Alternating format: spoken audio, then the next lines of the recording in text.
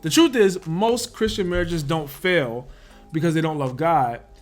They fail because they didn't have a process. And just because you have strong feelings for somebody doesn't mean you have a spiritual direction that's leading you down the right path. This physical temptation that's coming in, we're hanging out more one-on-one. Holding hands, and now we holding other stuff. Yeah, there's like, opportunity. whoa, I ain't been touched there in a long time. Or maybe you have, but boundaries. Hey.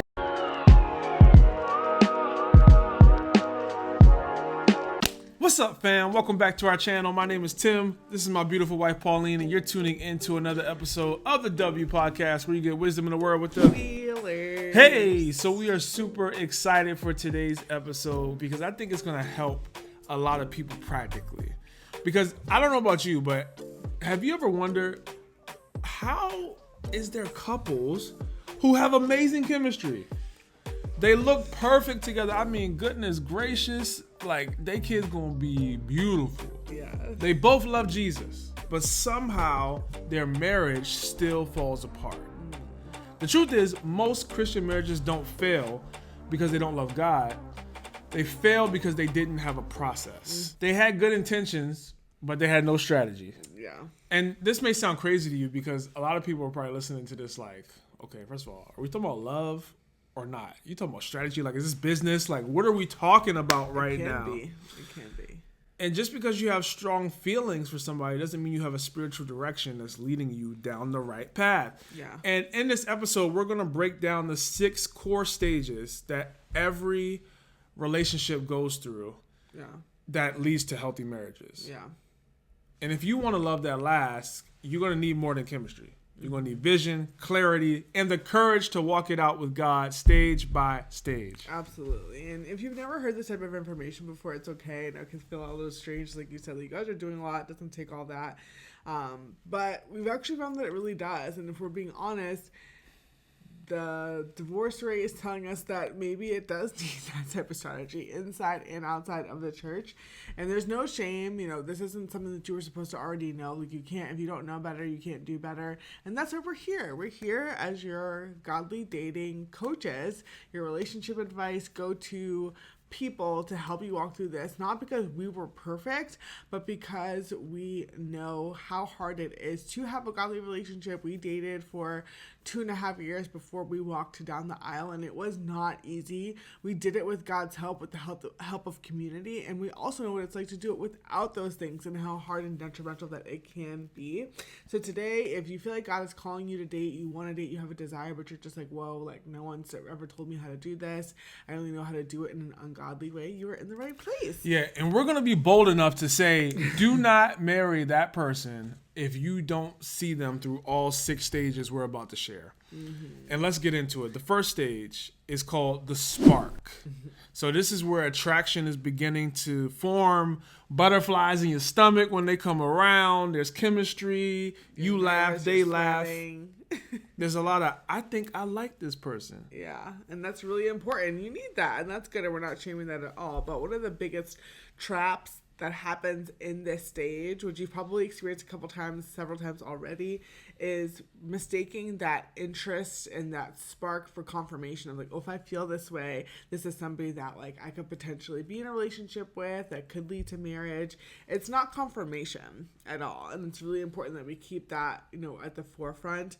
And instead, you're keeping that mindset of like, hey, I want to be prayerful through this. I guess I have these feelings, but I know that's not all that I need. That you don't panic, that you don't follow your feelings, that you don't let your feelings lead your decisions, and that you're being discerning and that you're welcoming in community during this time. Yeah, for sure. Do you ever feel like you had a situation where you had chemistry with somebody but not necessarily compatibility? Absolutely. Oh. As a Christian or just in general?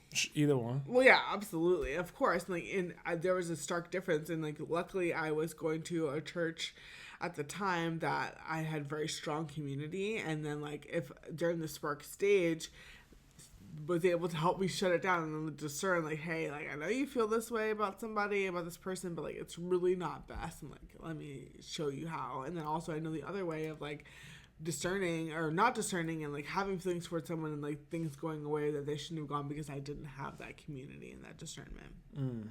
What about you? Nah, I don't. That never happened for you? I mean, everybody that I had serious chemistry with. Serious chemistry. Well, maybe that's not fair to say no. Because if we're talking about compatibility to get married, then sure, I had chemistry with somebody that I was with, and we didn't end up getting married. So, sure, absolutely, I guess that would fall in this. Now, if you move forward with somebody just based on feelings, it can set you up for future confusion. And we just want you to know, like, God cares about how you start. Yeah. Like, God cares about dating. He's not just worried about the married couples, making sure you they got to get there first, right? From And he's kind of A to B. He's not trying to rob you of any fun either. Like, he's trying to protect your peace, and that's why each stage doing it right matters. Now, the second stage. Yeah, the next stage is intentionally getting to know each other. What we call, the past like 10 years, maybe more, of like the talking stage, where you're intentionally getting to know each other. Maybe you're talking on the phone several times per week. You're texting all day long. You may or may not be spending time together in person, like on a casual tip. We're talking about, maybe you're going out to coffee here and there, very casual, very chill, or maybe you're not, but you're talking a lot. You met on Hinge or a dating app, something like that. Yeah, and the common trap here is you can begin oversharing too fast. So there's been no real commitment. No one's said, I actually like you. But you just are sharing a lot about who you are, what you've been through. You're ignoring red flags. Like, they're saying some wild stuff, and you're not realizing it. So you think they're being funny. It's just, all games. So there's spiritual and emotional intimacy that can be forming here without any clarity on if we actually are like each other. Yeah. A mindset you want to have here is don't assume anything, ask everything. So don't assume they like you. Pauline was big on this with men before she met me, or she did it when she met me too. But I'm saying, what I mean by that is, like, obviously when you're married now, so you don't do this. But when you were looking for somebody, you didn't assume any guy liked you until they said it. Absolutely not. So don't skip this. Don't isolate either. Like, make sure people know that you're talking to somebody. At least somebody knows. Now, in this stage, you want to ask yourself about the person you're talking to, because you're going to be feeling them and liking them a lot. Right. Like, let's just be honest. The talking stage is fun. It's fun. So much fun. It's fun to have somebody new to talk to get to know. But you got to ask yourself, do I know their character, or do I just know their charisma? Yeah, does it just feel good? Do they know what to say and make me feel good? Or just I get my eyes light up when their phone, their name comes up on my phone, that type of things. Where, like, do I know really who they are? Do I trust them? What can help you is, before you are exclusively dating, is to go out on dates with them. Just see them in different environments. Because sometimes people are different depending on where they are. Like, you may be with somebody at church and they're amazing. They're super polite and respectful to the pastor. But then you go out to dinner and they're extremely rude to the waiter. Like, they treat people that they don't think can help them get somewhere or do something for them a lot differently than they do somebody who they don't think has any value. You want to be looking at that like, oh no, like, you nice to me on the phone now because you think I could do something for you, but what are you going to do when things get hard? Like, no. Yeah, you're not about to treat me like that. So going deep emotionally without clear direction can create attachment that can cloud your wisdom moving forward. So just be mindful when you're in the talking stage, especially when things have not been clear as far as, like, I like you and I want to see where this could go. Don't be sharing too much. It's okay to slow down. Please slow down. Yeah, you won't regret that. So the third stage, what's that? That is exclusively dating. This is my boyfriend. This is my girlfriend. You've had the DTR conversation. This is how you introduce people. It's very clear that, like, I'm not dating or talking to anybody else, but you are my focus when it comes to, like, dating and things like that. So you're official. People know. People are very well aware that this is who you're with. You have rhythms. You have, kind of a flow that you guys are in. Hey, I call you every day after I get off work. You're having more vulnerable conversations about dreams, about fears, about experiences that you've had, things that you want in the future. And there's conflict, or there should be, of like, hey, you said you were going to do this and it didn't happen. What happened? I want you to come and meet my family. I'm not ready yet, but you're not actually saying that. So those different things are coming up. One of the big traps or common traps in this stage is rushing. Your idea of being in a committed relationship is different than mine. there's physical temptation that's coming in. You know, we're hanging out more one-on-one. Holding hands, and now we holding other stuff. Yeah, there's opportunities for, no, I haven't been touched there in a long time. Or maybe you have, but boundaries are coming up. You're kind of losing your identity in the relationship. You haven't seen your friends in a while, talked to your mentors in a while. You're hiding certain things, especially like the more time that's coming up. What you want to make sure that you're keeping at the forefront of your mind is staying accountable. And a lot of times you have to fight for that accountability, go out of your way and inconvenience yourself to make sure that you're getting the accountability, the support, the community that you need. Do not isolate yourself. Whatever you do, you need to press into community even more. Now that you're in this new relationship status, people always say, new levels, new devils, and that is true, especially if you've never dated intentionally as a Christian before. You need to keep Christ-centered boundaries, evaluate those boundaries constantly. And the reason why it's valuable not to rush through the dating stage, and hear us, we're not saying you should stay dating longer than you need to. Right. What's that phrase? Like, date as long as you need to? But not longer than you have to. So, for us, we dated longer than we would have liked. Yes. But it was mainly because I was still in school for most of our relationship and I didn't have the funds to be a husband. Right. But that was so good for us because it really set the foundation for where we are now, 7 years into marriage, because we are able to communicate in ways that we had to learn how to do back then. Mm-hmm. Like back then in dating, when we were trying to keep it fun and holy and date in a way that honored God, you know, some of you know our story. The first 5 months we were kissing. It was too much. We stopped kissing. So the next year and a half of our relationship before marriage, we weren't kissing at all. Mm-hmm. And the reason I bring that up is because those years and months that we were not kissing, we had to learn how to talk. Yeah. You can't just make out and like cuddle up and like do stuff to move past arguments. You got to learn how to communicate. You got to learn how and understand like, wait, why did that tick you off? Like, why did that make you mad? Mm-hmm. Okay, let me be mindful of that. Let me not do that. Let's talk through this. Like, all of that stuff is helpful once you get to marriage. Yeah. So not rushing through that in dating, because here's the thing.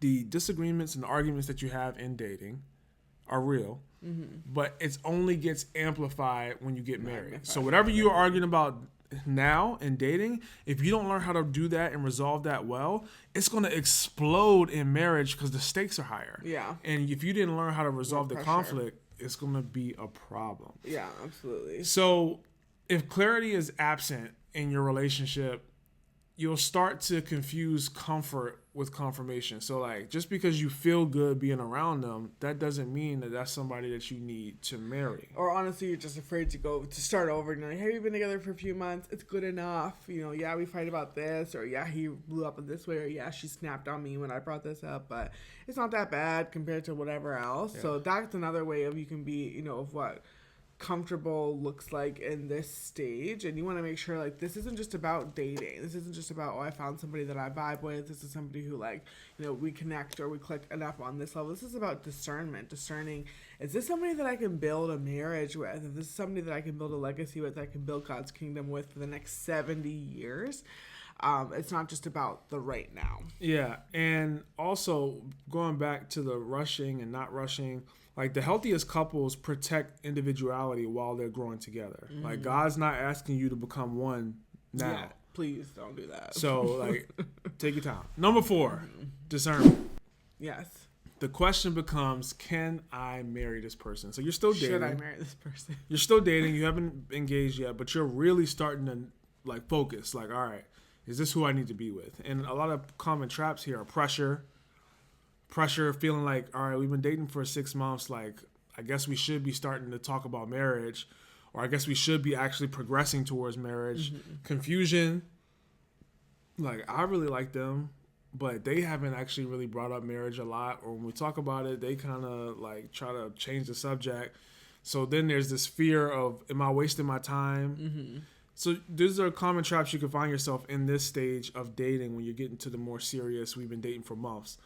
A mindset you want to have is you want to seek clarity over comfort. So don't get to a place where we've been dating for months and I like the fact that I have somebody, cause you to realize, yeah, I have somebody, but I don't really know where we stand when it comes to our future. Yeah, not like, purpose. Are they happy just having me around when it's convenient for them, or do they want me around all the time when we're married and we're doing life together? Like, where are we going?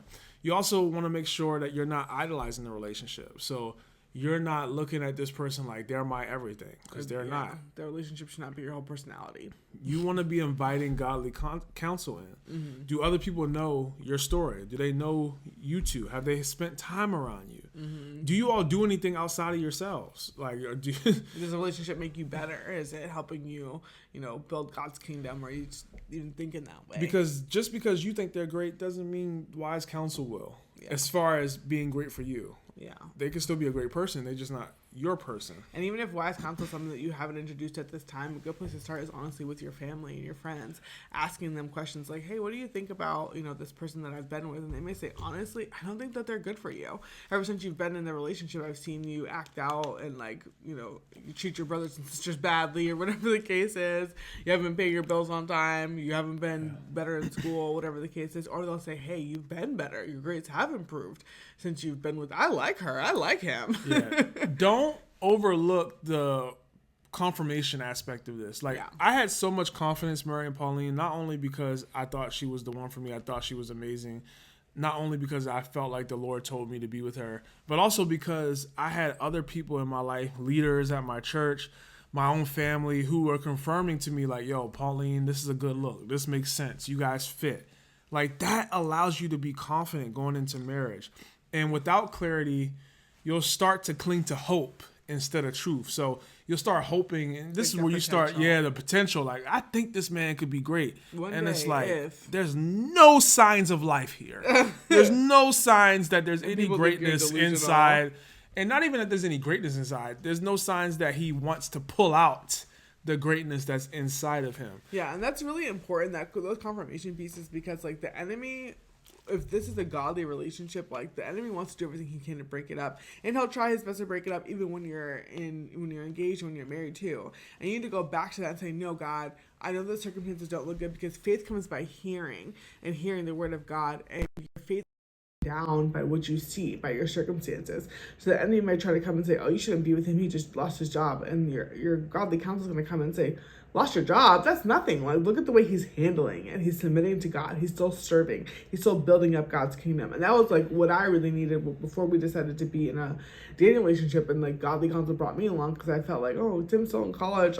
How can I be with someone who's still in college? And she was like, girl, you just graduated yourself. But look at the way Tim is serving. Look at the way he treats people. Look at the way that he shows up at 6 a.m. to the church, and he's, putting up pipe and drape and doing all these things. That's very uncommon. That shows character right there. And I honestly overlooked that. To get you together. Right. So you need that confirmation, because when hard times come in, the enemy's going to try to tell you that's not who God has for you. And it's like, no, God already prepared me for this. And we talk about that. So God is not trying to make things harder for you by giving you these ideas and checks and wisdom. He's just trying to give you confidence. Number 5, engagement. So now we done got a ring on the finger. Hopefully you did a good job and she likes it. The decision is made. You're preparing for covenant. The trap here can be you're focusing all on the wedding. Yeah. You haven't talked a thing about marriage. Please don't do that. Mistake. Mindset here, go deep. Do premarital counseling. Please. Ask harder questions that you haven't Read asked. books, all that. So, okay, how much debt do you have? Truly, give me a number, not just a ballpark. We need a number. How many people have you slept with? Oh. Not because I am going to judge you, but if it's been 100 people in the state, I don't want to be at the mall and somebody walk up to me and be like, yeah, your girl was good to me too. And it's like, whoa. Jesus. But at least if I'm prepared, if I walk into this mall knowing, hey, it could be any given Sunday. Anybody can walk up. Even Sunday is crazy. Anybody can walk up right now. Yeah, at least I know what I'm getting myself into. Team no surprises, truly, all the way through. So talk about everything in this stage. Yeah. It's really important that you're talking about your conflict styles. Is one person avoidant? Is one person ready to get conflict on at any second? How are you going to merge those two styles? Finances, sex, generational habits, and curses that people talk about. There's alcoholism, health stuff, running your family. Yeah. And pray a lot. What helped us, we went through premarital counseling, And that obviously helped us a lot. We read a lot of books, listened to a lot of sermons, and what we've also seen from other couples is doing premarital counseling. Like, it's amazing how many people just don't do it. Yeah, no, it's not common. It's actually more rare for people to do. And we highly, highly, highly recommend, if you're looking for one, to look up SYMBIS, Save Your Marriage Before It Starts. They have classes online all over the country, and we highly recommend it. Sometimes certain churches will cover the cost for you, but you can just Google it if your church doesn't offer premarital where you go right now, but you still need it. And we're not just talking about having one-time meeting with the pastor who's going to be, actually performing your ceremony. We're talking about doing a course and reading books. Now, I want to share some really great advice that the person who married us gave us. Mm-hmm. And when we first got engaged, he was mm-hmm. like, hey, don't start talking about the wedding right away. Yeah, that's really good. Like, just enjoy being engaged. Like, enjoy people coming up to you. Oh, look at that ring. Like, enjoy the bliss of like, yo, we about to start our life together. Yeah. Because guess what? When you start wedding planning, it don't stop until the wedding day.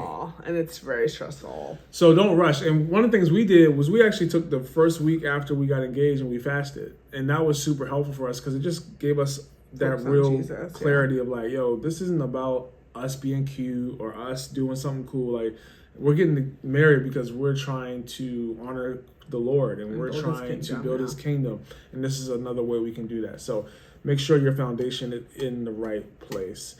Remember, preparation prevents pain later. Yeah. Marriage will reveal what dating was hiding. So make sure you're digging as deep as possible. Now, the final stretch. You are engaged already, and we're getting closer and closer and closer. It's weeks before I do. Mm-hmm. Pressures are coming. Who's paying this bill? What are we doing with these arrangements? Where are we going on the honeymoon? Where are we living? Whose house are we moving to? Do we need to get an apartment? Can we afford this, that? All of it. Are you selling your house? Am I selling my house? We find is it your place, my place, or a new place? So common trap is anxiety because there's so much happening, so many decisions that had to be made. Comparison. Mm-hmm. Oh, their wedding was a lot nicer than what we got in the budget. Oh, their house is a lot. Oh, their car, their honeymoon, all of that. Comparison. Don't do it. Spiritual warfare. The enemy is not happy that you're a God-fearing couple trying to get married. Yeah. So there could be things coming against you. It may not be things that make you look at your partner different, but it could be the weight of life. Maybe your job gets harder. Maybe a loved one gets sick. So many things happen. And those pressures can affect how you have a healthy relationship. You have to be mature enough to know, hey, this isn't about us. Yeah. There's things going on around. Let's pray. Ask the Lord to help us. And let's be extra sensitive with each other. Like, I'm tired, you're tired, but I'm not going to take my anger, I'm not going to take my anxiety out on you. Yeah, that's good. That's really important. Don't forget about your personal relationship with God either. Mm-hmm. Like, this is a time where you need to be honestly more locked in with the Lord because of that spiritual warfare, because there's so much changing. You need a firm foundation. Christ is my firm Yeah, I was about to sing, but my voice. I got you. I already felt like we've been recording I'm a stronger voice already. I got you. I'll carry you. Not the stronger voice. I got your back, baby. Not the stronger voice. Let's have a competition right now. So, let us know in the comments. If you ignore being prepared and having serious conversations and praying and all of these things, keeping God first, you can enter your marriage spiritually exhausted, mentally exhausted, physically exhausted, instead of feeling equipped and charged and ready to run the race, the marathon. Yeah, it doesn't set you up well if you don't handle these seasons and prioritize it well. Your wedding day should be a celebration. There is going to be an element of stress. Of course, it comes along with it, but you have to really remember, keep your date nights with each other, keep your relationship with God priority. Certain things are going to fall by the wayside because you're taking on essentially a new project and a new part-time job, planning a wedding. But don't forget to prepare for your marriage. That's the most important thing, even if your wedding is not this razzle-dazzle event that maybe your family wants. Going into marriage, feeling equipped, feeling like I'm excited about this. Not because it's this really pretty sparkly thing, but because we get to do it together and do it with God. This is really beautiful. I'm excited and honored to do it with you. Yeah, for sure. What's some encouragement they can take? Yeah, I think, again, that's like the most important thing is like knowing it's not about a perfect day. Like engagement in wedding culture and today, like especially with Instagram and social media, when we got married, social media wasn't even like that crazy as it is now with weddings, but like it can be just so much pressure on that day, and it's really not about the day. It's about the life that you're starting after the day. And it's about, wholly confident. Make sure you go into it sober minded, and that like that's your most important thing. Is like this is like preparing for, a new life, and I want to know that I'm excited about the new life, not about the wedding day. And you're not just preparing for a moment, you're preparing for legacy, you're preparing for, like I'm excited to go through all these hard things with you. Not because I'm excited for the hard things, but because I'm excited to be with you, and knowing that like, your friendship with your partner is the most important thing, and building that up, the community that's going to hopefully carry you through hard times in dating, is going to carry you through and support you through hard times in marriage. And that you're so reminded of like, hey, I know this is going to be hard and that's going to be hard. Like for us, we knew like, hey, we have a whole lot of debt that we're going to have to pay off, but I trust that God will help us through it, that we're going to get through it together. So just being aware of that is really important. Yeah, for sure.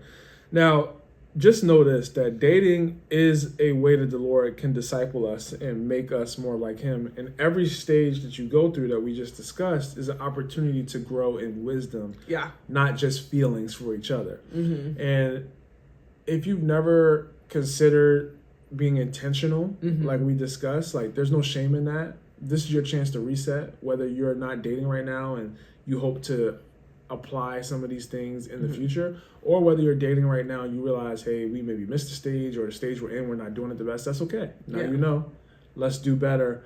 Let's grow. Ask God for vision and strategy, how to handle whatever stage you're in, and ask him to surround you with the right people who can help you do those things. So let this be the moment that you date differently, on purpose, for God, with God, for his glory. Yeah. And if you do that, you're going to be so proud of yourself. Whether you marry the person you're with now or not. Yeah, and your kids will be proud too. You're going to be way more successful in your love life because you're being intentional. And being intentional is how you win in your love life. So, this has been another episode of the W Podcast. Let us know which stage you thought was the most helpful. Maybe you didn't realize, like, oh, like, I need to make sure I do this the next time I'm here, or I'm in here right now and I didn't know. Yeah. Let us know in the comments. And if you're realizing watching this, like, hey, I'm in this certain stage and this stage needs to end, make sure you tune in next week. We're going to talk through how to get out of, or how to break up in each individual stage, and how breakups should look differently depending on which stage of the dating process you are in. Yeah, that's great. Absolutely. So we'll see y'all next week. Bye. Thanks for watching this video. To get more Christian relationship advice, subscribe to our channel. And make sure you check out our other videos as well.